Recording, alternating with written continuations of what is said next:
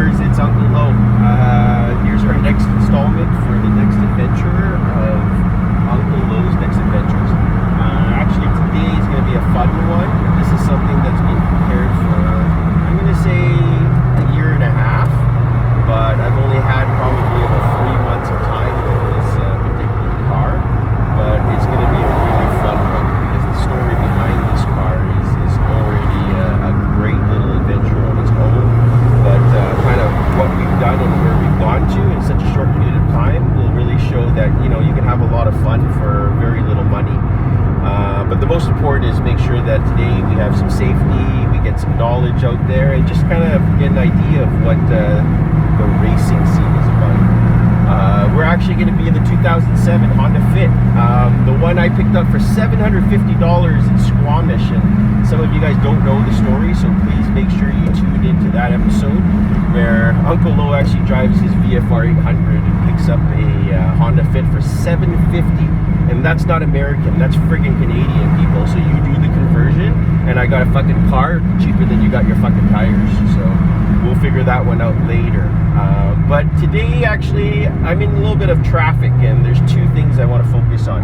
I've got about an hour and 5 minutes here, and we all know the States is a freaking mad mess when it comes to traffic. So I have two choices. One is I can kind of choose to work with this traffic and cut in and out like I just did there, or kind of just accept it, the fact that I can't go any faster. My GPS will just continue to gain minutes, not lose minutes.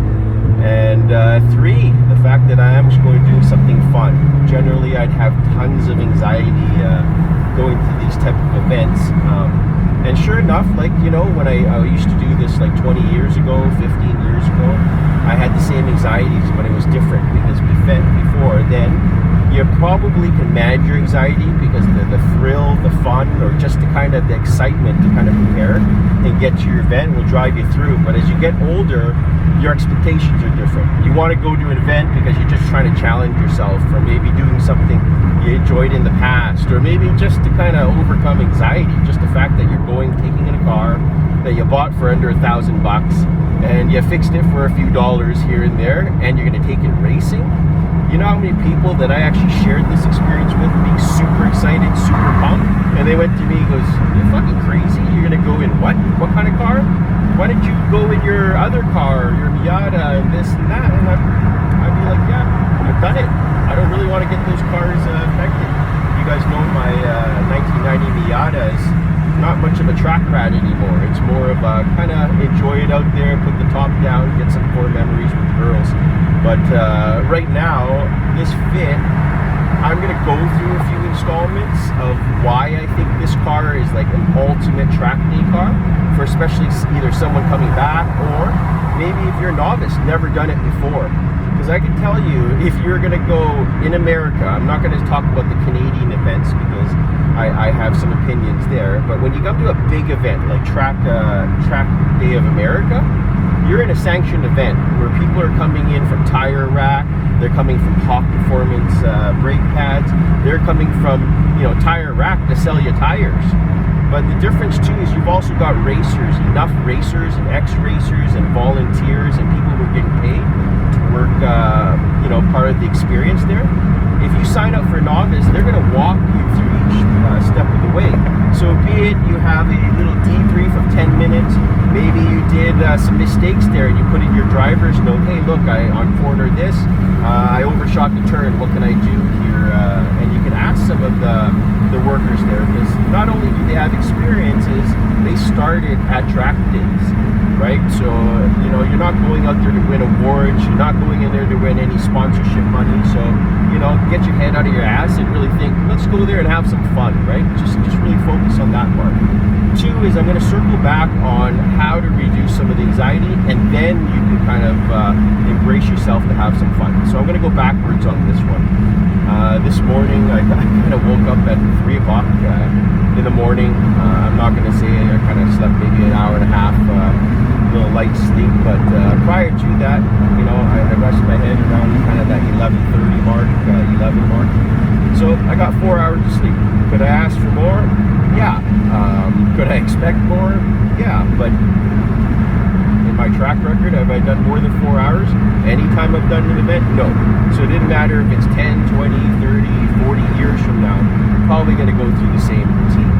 The difference with my routine today is the amount of preparation I had to go through and a lot of little check stops, because in anxiety, a lot of things are purposely stopping you from going forward. So you might get things like, hey, look, I'm hungry for the day, so, you know, I got to go figure out food. And if you didn't prepare for that, to figure out where you're going to have lunch, when you're going to have lunch, that's one area that can increase anxiety. Two, driving. My buddy and I, Steve, are doing this trip here, and, you know, we went through a lot of different scenarios. What if there's an hour here? What if we have to stop by? So we actually went through a lot of different scenarios. We agreed to come a little earlier. Typical Uncle Lowe's probably a few minutes behind, circling back to look at 10 other things that I had on my checklist that I already put a check mark, and they end up being almost X's because you look at it 9 more times and you really didn't need to. So, you know, those are other things that you can also reduce. Two, when I woke up at 3, I could have done a few different things right away. I could have gone back straight to what I was doing last night and rechecking all the things that I checked for the last 3 days. And I can tell you that probably would have been very productive. Going through my yellow bin, and I'll take a picture of that yellow bin after. I was more prepared than the tech box that had it, because I'd done it for so many years that I was remembering, hey, this is what I had. And, you know, going old school, you even have notebooks, right? How to take certain notes, maybe a backup camera at this point, right?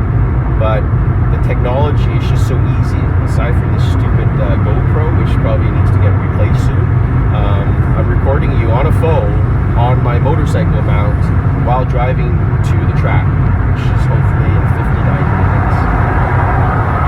But what I ended up doing was not circling back and re-establishing all the things I need to do. Was first is to work on me and do a little breathing, because you're already sleeping a little, so which means you probably didn't have a good restful sleep.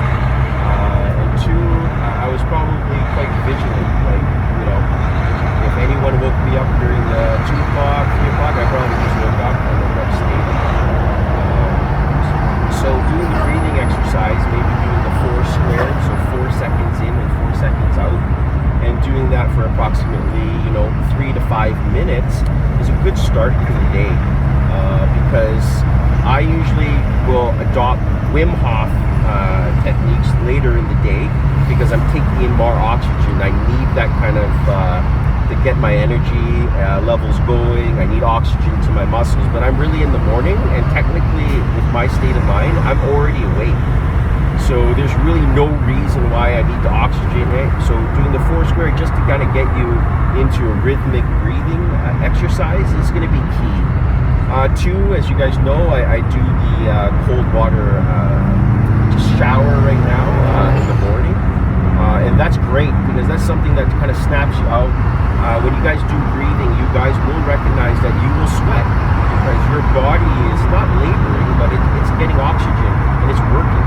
So when you go take a cold body shower or bath, it doesn't have to be very long. It can be as long as 3 to 5 minutes. Again, and really what you're doing is just getting the body to kind of calm, the muscles a little bit relaxed too. But at the same time, it's just putting you in frame of mind, right? When you have cold water, you got to focus on your breathing. You got to focus, you know, on maybe a few tasks, right? And my first task was coffee this morning. I definitely needed that, and that was okay, right? I got that prepared, went through the car, went through the checklist, and again, I didn't need to worry. So when I had my first coffee this morning, it was approximately kind of 6:15. I'm feeling pretty good. So most people will say, oh, why aren't you reviewing videos? Did you get to see the ridge? Like, what do you think your car will do? And those are great questions, but I've been watching videos of the ridge for, gosh, like at least a week and a half since I've kind of known that there was a track event. I've reviewed the ridge before when I had when I was thinking of going back motorcycle racing, and you know, they had a Grom series there that, you know, I thought, well, you know, maybe that's good. So it doesn't matter which way you slice it, dice it, or look at it. The most important is you're prepared, and you're prepared to go in there focused 100% on the task have fun. Because if you don't think about it in that fashion, your mind will wander. It's so easy in that kind of under 2 minutes there to kind of make your mind wander. Like when you're driving in traffic here, you could be looking at 5 other things. What's the next mall coming up? What's the hotel? How's this area? What's building? And just that split second when you look, you might have to make immediate maneuvers because you're stuck in US traffic right now. But when you're out in the racetrack, you're not going to pass people. They're going to give you a time intervals where so you're only racing against yourself, and in the first couple laps you're only warming up the tires. So if you think you're going to set new lap records within the first 2 or 3 passes, then you know what, good on you, because I've not seen too many racers or cars be very successful doing it that way. So most important, stay patient, but stay mindful of the situation. The first thing you're going to do is be a driver and course. I know many intermediates and advanced riders and some of the car clubs that I was in. A lot of people would make fun of the early debrief because you've probably gone through for a track maybe like 5 to 10 times in the year, and they generally will say the same things. But what I will say is the time that you don't listen and the times that you will miss is likely the times either you will miss your fastest lap or 2, you will be a safety compromise. Because in the morning meetings, not only they don't tell you how to drive, they are just told to sign a waiver, pay $180 and bring your car down. They don't really care if you set up your brakes that well. Do you know what kind of oil they put in your engine? No. They're all there caring about, hey, look, we have this turn 3 here, we might have some bumps on the road. We might have a couple ruts that might throw you off balance. And for some stiff cars, really low ones, that could be a difference between getting out of gear or maybe spinning around, right, and flipping your rear end front. For maybe me, not a high horsepower car, it's all about momentum. So when I'm going into a turn at 120, I expect to be out at like 110 and 120. I'm not looking to go 110 to go to 140 after. So my average speeds have to be super precise and super high. And I might not make every mark, but how I get into that turn, if I know that there's a bump there, I've got to look at different lines and avenues, because if one big bump on this makes no difference, I won't recover. Anything with the low torque in it doesn't really matter, because a caravan will pass this on some straights. The difference, though, is this car is capable of passing Porsches on that same turn on a higher average carry, right? Even though that car might be more capable, you just can't beat physics and weight and stickiness of tires and chassis. So it'll be super fun, right? I think the other thing, I'm just going to skip forward first, and I'll talk a little bit more details after, is the other portion that I find fun. This part of life, as you guys know, I'm introducing my wife to some early kind of basic motorsports, autocrossing. But a lot of people don't know autocrossing is just as involved as a track day, where you do have to prepare in the morning. You have to get into the track probably like kind of in that 4 a.m. mark. You're going to have to go through your own tech and then go through another tech inspection. So, it's quite involved, but I do believe that she has the capability, and, if I can make sure I dial in this car correctly, at least she would have a tool to help. But I'm saying this because as we migrate into more track day races, the whole point is so I can expose my daughter. My daughter is not going to be driving the car for a while, and I'm not taking her racing, so don't worry, parents. I'm not being the irresponsible parents, so go fuck yourself. But the reason why is because I want just some exposure so they can see what it's kind of like. So this is kind of like Dad's passions before. And we found out today that there's going to be a lap tour where you'll be able to bring a guest or a participant or anyone that you want to kind of sit in the car, go through the track, see the line, see what it's like. And for someone who's watched racing, might enjoy cars, but never been on track or might never go to a race to be in it, I think that would be a next level experience. So that's something that I look forward to today, even though it's for 20 minutes. And just the ability to kind of, from the driver's meeting, don't forget is you're there to make friends. You're not there to race against them. You've probably never met them. Unless you have a grudge race, you know, their dollar is not going to make a difference in your dollar. So, and the reality is you need to make friends so they can give you either tools. There's going to be people closer than me. So if I need to use a jack, I'm going to have to borrow someone's jack, right? So that's one reason. 2, experience.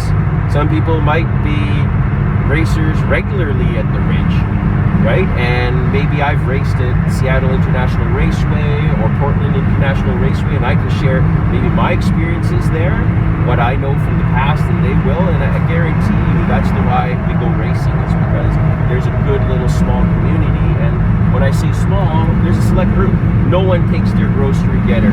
No one takes their regular car. Even if you own a Ferrari, I bet you none of those Ferrari owners have driven it at 6/10 or even 5/10 of its capability. So I challenge you that if you want to do something like an adventure this way, please log into my YouTube channel at Uncle Lo. So and we'll make sure that we get you started, or at least on your way, because I'm gonna give a few portions on, you know, what do you do? What does sign up look like? What does the interaction look like? How are you going to plan your day? I know they'll have little videos and little, you know, 2-minute clips for you to do this. But when you see someone do it in real time, see someone get in their actual car, drive to the actual place, figure out, you know, what their tire pressure is when it's at the track. Because I've been driving for 3 hours. It might not be track ready for temps, but it's a lot better than someone who's been sitting at the highway who drove 2 blocks down to the track when they didn't have any warm-up time. So there's a few things that even though you travel at a distance, but you can use them as some of your strengths for the day, right? And have even more fun. So technical piece before I kind of sign out and report again is some technical specs of this Honda Fit. Guys, it's basically just bolt-on. So I'll be very honest, when you're expecting something like, oh, there's going to be a K24 in here, or a supercharger, turbocharger, maybe a little sneaky Pete NOS kit in there. No, this is purely, if I dynoed this, it'd be under 100 horsepower to the dyno. But like I said, this is a pure momentum car. You'll be surprised what these cars are capable of, and just my few quick interactions with them. Obviously, you can only do so much on the street. It's going to be pretty fun already. So, but the quick setup is, let's stick with just power adders, only a K&N and a drop axle back, so that I can hear a little bit of the exhaust tube. Because at the track, the track decibels will make a difference. Most cars, when you buy out off the lot, you're going to be in the top, kind of like that 79, maybe 84 range. So at a track, you can't usually increase over 95 or 97. So don't worry about it, because that stock Ferrari is wailing at like already at 98. So it's already illegal, and you just have to press the comfort thing and make it quiet down a little bit. But your Honda Fit or whatever you bring there, will be fine. My Miata, as rowdy as it is, probably tracks it at about kind of 94 tops. So yeah, no problem with this Fit making the sound decibel, but it's really all about just hearing where your shift points are, because when you're at the track, when you're focused there, having too quiet of a car is actually a detriment, because not only do you need to hear what's going on there, you need to know what your tires are doing, you need to hear kind of the traction of your tires, because the funny thing is when you get kind of these 200 tread wear and under, when you start going in your second, third lap, when you start building heat in them, you actually start hearing the pebbles and the sand and stuff start picking up from it. So you know which part of the track could be dustier than others, right? Simply because your tires are picking up like Velcro, right, on a hot day. So those are going to be really cool little factors that people learn as they race. But the second one is a chassis, and this is the most important. The reason why the Honda Fit is being kind of lauded as one of the best small car or hatch performance bikes globally, not only in Europe and Asia and Japan and everyone, it's just simply because of economics. When they first built the Fit, like Honda, a very responsible company, is they were looking at the efficiency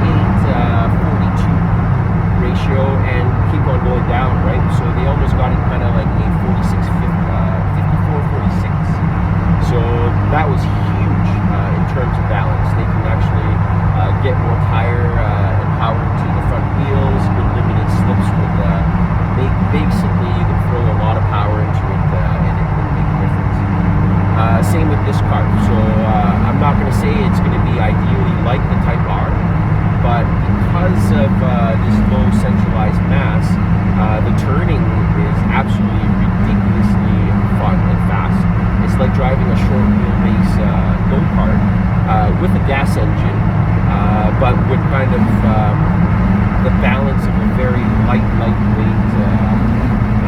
vehicle. So the Fit weighs approximately 2,300 pounds. If you got the sport model, maybe add another 60 pounds.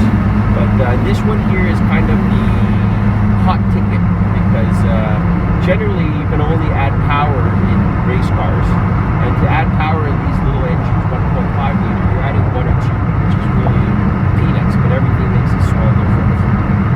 But when you talk about lightness of a car and you take 100 pounds off something, you might gain 0.2 seconds on a quarter mile, which is really 2 or 3 car lengths. And interestingly, I could lose some poundage, but why would I do that when I could take it off the car?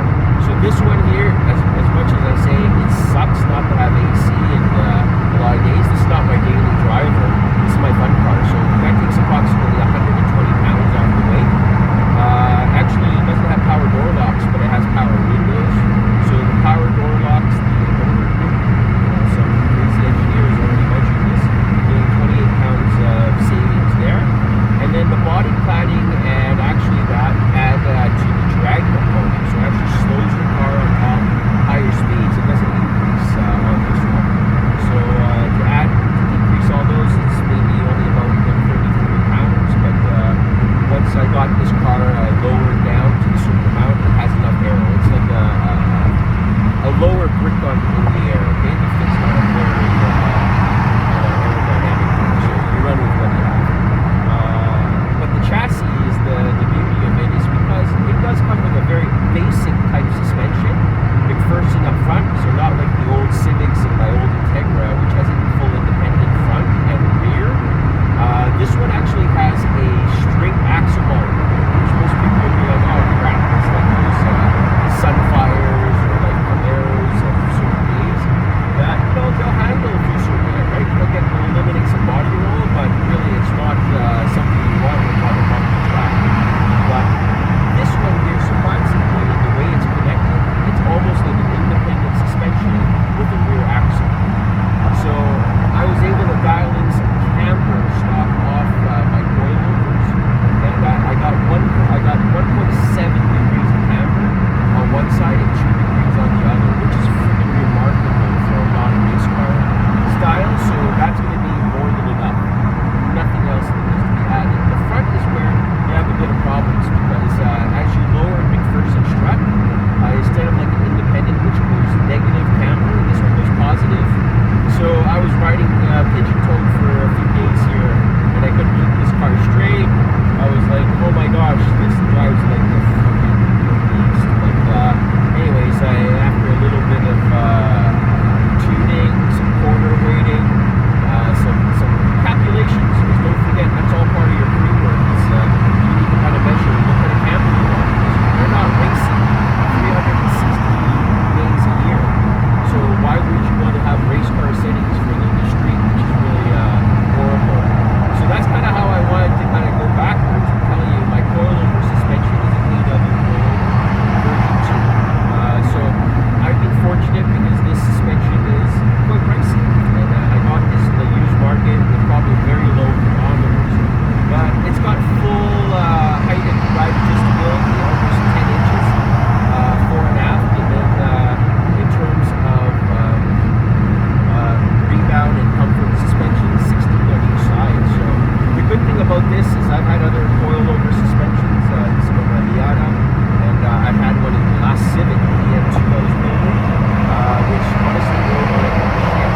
Because there's coilover, naked coilovers that I have in there, even though they have a little more bearings on the top there, not as advertised.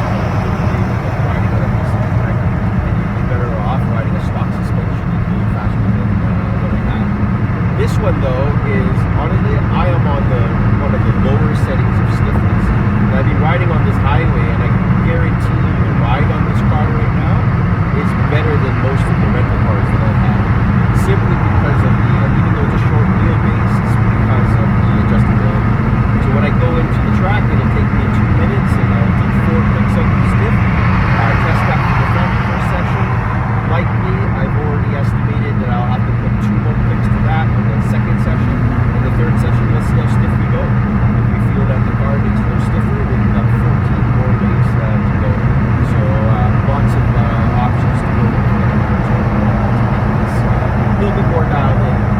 again, the goal again